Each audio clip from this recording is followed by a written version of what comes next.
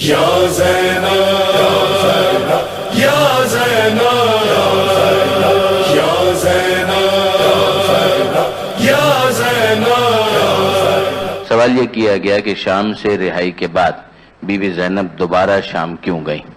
ظاہر ہے کہ دیکھیے برادران عزیز، جو یہ سفر ہے نا، اس سفر پر اگر آپ غور فرمائیے تو کربلا میں شہادتوں کے بعد کربلا سے کوفہ اور پھر کوفہ میں بعض محققین کے مطابق 12 کے قریب دن گزارنے کے بعد پھر یہ قافلہ روانہ ہوا دمشق کی جانب، اور اکثر محققین کے نزدیک پہلی سفر کو یہ قافلہ دمشق پہنچا۔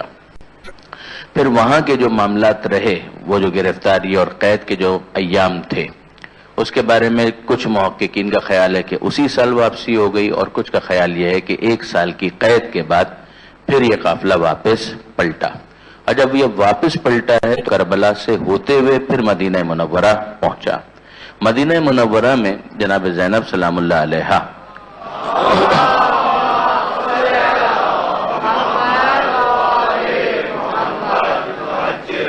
مسلسل ذکر حسین میں مصروف رہیں، امام مظلوم کے تذکرے میں مصروف رہیں۔ آپ خود اندازہ کر سکتے ہیں کہ جب یہ قافلہ واپس پلٹا ہے، پہنچا ہے، تو وہاں پر کون سا موضوع ایسا تھا کہ جس کی مرکزی حیثیت تھی؟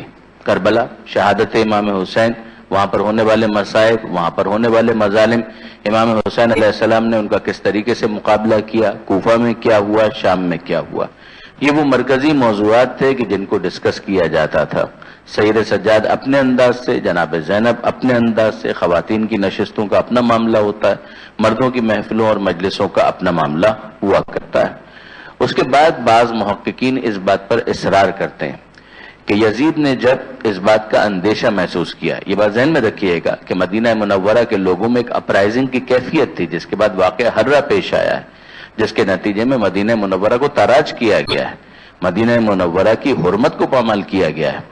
جیسے کہ لوگ جو مدینہ منورہ میں تھے وہ اٹھ کھڑے ہوئے تھے، انہوں نے ایک وفد بھیجا تھا دمشق کی جانب، وہاں پر جو یزید کے کرتوت تھے وہ انفولڈ ہونا شروع ہوئے، اور اس کے نتیجے میں لوگوں میں جو سینسیٹیویٹی، جو حساسیت تھی، وہ بڑھنا شروع ہوئی۔ اس کے نتیجے میں انہوں نے وہاں کے گورنر کو بھی بے دخل کر دیا، جس کے بعد پھر یزید کی طرف سے مدینہ منورہ کے اوپر چڑھائی کی گئی، اور مدینہ منورہ میں وہ واقعہ پیش آیا کہ جس کو واقعہ ہررہ سے تعبیر کیا جاتا ہے، جس کے نتیجے میں بہت سے افراد کو قتل کیا گیا، نعوذ باللہ من ذالک۔ مسجد نبوی کی بے حرمتی کی گئی، مسجد نبوی کے اندر گھوڑے باندھے گئے، قبر پیغمبر صلی اللہ علیہ وآلہ وسلم کے پاس ہی، منبر رسول کے پاس گھوڑے باندھے گئے، اور اس کے بعد پھر یہ تک ہوا کہ مدینہ منورہ کو 3 دن کے لیے مباح کر دیا گیا یزیدی فوج کے لیے، کہ جو کرنا چاہیں وہ کریں۔ آپ اندازہ کر سکتے ہیں کہ یزید اور یزید کے مظالم کس حد تک بڑھ گئے تھے، لیکن یہاں سے ایک ریئیکشن، لوگوں کے درمیان ایک انقلاب کی کیفیت، جو میں نے ایک لفظ بھی استعمال کیا تھا کہ گونگی زبانوں کو بولنے کا حوصلہ ملا ہے حسین ابن علی کی شہادت کے بعد۔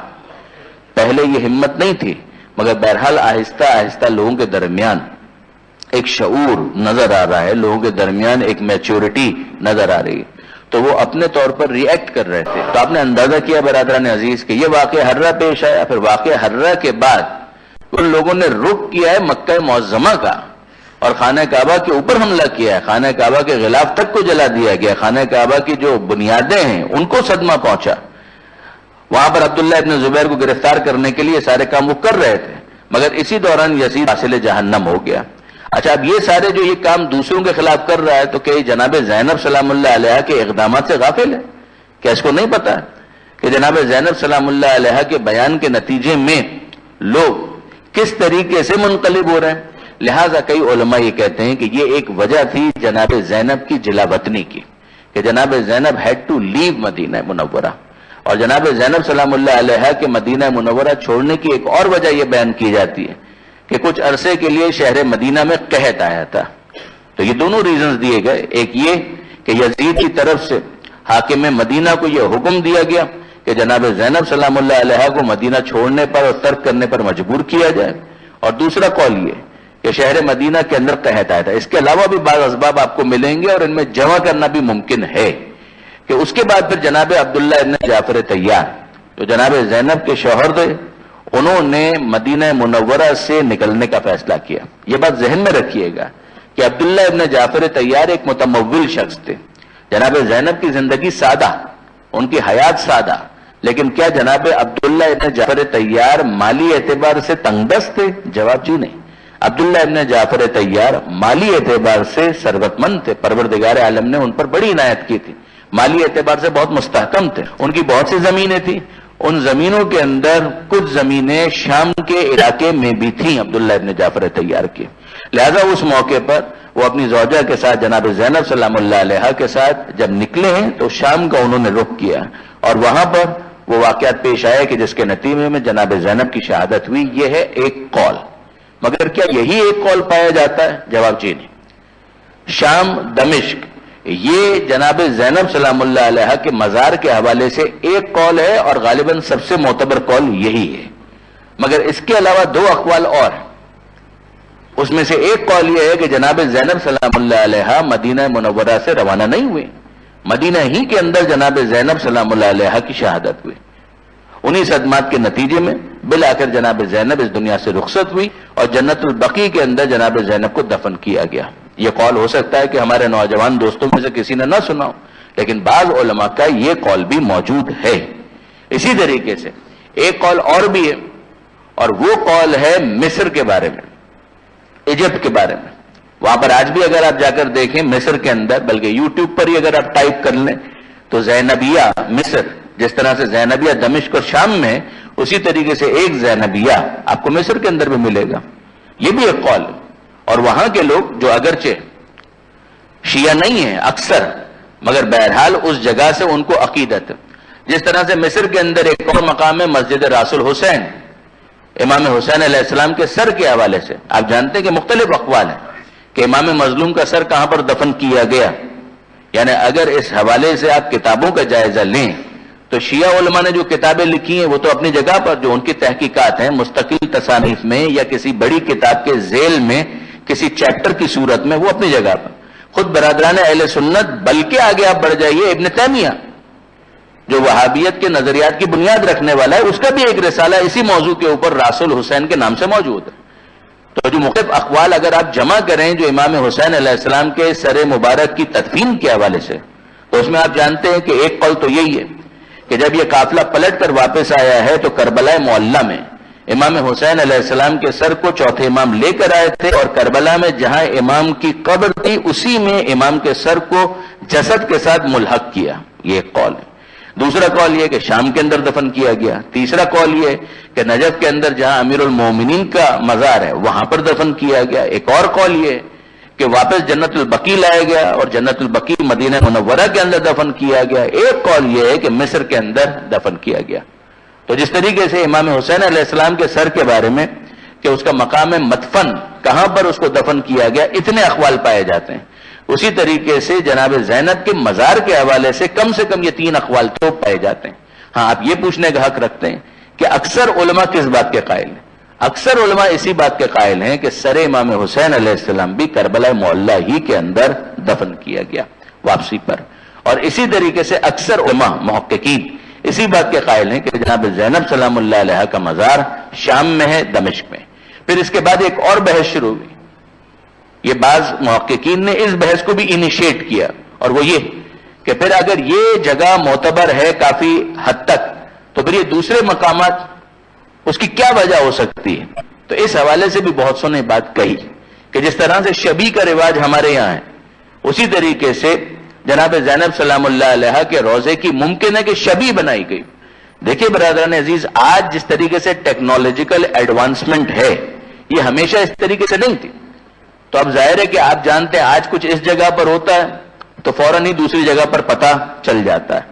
کوئی اہم واقعہ ہو گیا تو سوشل میڈیا کے تھرو کوئی تصویر آ گئی، واٹس ایپ کے ذریعے سے وائرل ہو گئی، سب کو پتہ چل گیا. اسی کے اندر انفارمیشن بھی ہوتی ہے اور ڈس انفارمیشن بھی ہوتی ہے. مگر بہرحال بہت سے واقعات اسی ذریعے سے لوگوں کے درمیان وائرل ہو جاتے ہیں، لوگوں کو پتہ چل جاتا ہے. یہ آج ہوتا ہے. مگر کیا ہمیشہ سے ایسا ہوتا رہا؟ ہمیشہ سے ایسا نہیں ہوتا رہا. پہلے ایسا نہیں ہوتا تھا. ایک واقعہ ہوا، دوسرے علاقے والوں کو پتہ بھی نہیں. زمانے گزر گئے، سال گزر گئے، صدیاں گزر گئیں، یہاں تک کہ نسلوں کے بدل جانے کے بعد بہت سے لوگوں نے اسی شبی کو اصل سمجھ لیا. یہ ہوا.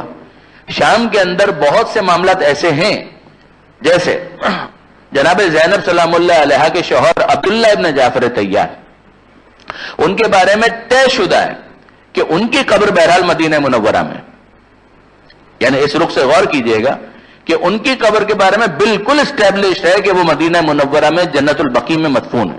اسی میں ایک احاطے کے اندر عبداللہ ابن جعفر طیار کی قبر بالکل روشن ہے آج بھی کہ جناب عبداللہ ابن جعفر طیار کی یہ قبر.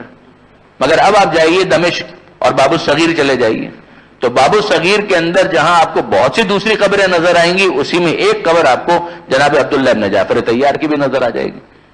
اب یہ عبداللہ ابن جعفر طیار کی قبر یہاں پر کیسے آ گئی، جبکہ ان کے بارے میں تو طے ہے کہ ان کی قبر جنت البقیع میں ہے. تو اس کے بارے میں یہی کہا جاتا ہے کہ ممکن ہے کہ شبیہ کے عنوان سے، کیونکہ جناب زینب کا روضہ یہاں پر مشہور قول کے مطابق ہے، تو عبداللہ ابن جعفر طیار کی قبر وہ ایک شبیہ کے عنوان سے یہاں پر بنائی گئی تاکہ لوگ جا تو نہیں سکتے سفر کر کے مدینہ منورہ جانا، تو بہرحال ایک یاد تازہ رہے کہ جناب عبداللہ ابن جعفر طیار جناب زینب کے وہ شوہر نامدار ہیں کہ جن دونوں کی اس شادی کے نتیجے میں وہ بچے پیدا ہوئے تھے کہ جنہوں نے کربلا میں اپنے ماموں کے اوپر اپنی جان قربان کی تھی.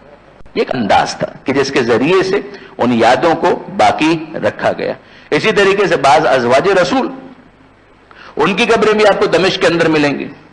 جناب ام حبیبہ کی تقریباً طے شدہ ہے کہ جناب ام حبیبہ دمشق کے اندر دفن نہیں، جناب ام حبیبہ ان کی قبر بھی جنت البقیع کے اندر ہے، مگر آپ کو وہاں پر بھی اگر آپ جائیں گے تو باب الصغیر کے اندر آپ کو مل جائیں گی.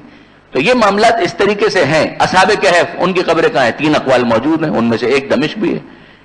یہ الگ بات ہے کہ اس حوالے سے علماء کے جو اقوال ہیں، محققین کیا کہتے ہیں کہ کس جگہ پر ہے، لیکن آپ کو بہرحال اصل قبر کے عنوان سے یا شبیہ کے عنوان سے مل جائیں گے. تو جناب زینب کے بارے میں جیسا کہ جو سوال کیا گیا تھا وہ اصل سوال شہزادی کے بارے میں تھا، ثانیہ زہرا سلام اللہ علیہا کے بارے میں.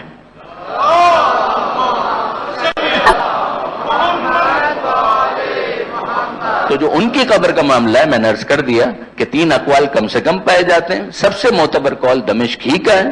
بعض بڑے علماء بقیع کے بھی قائل ہیں اور بعض جو ہیں وہ مصر کے بھی قائل ہیں.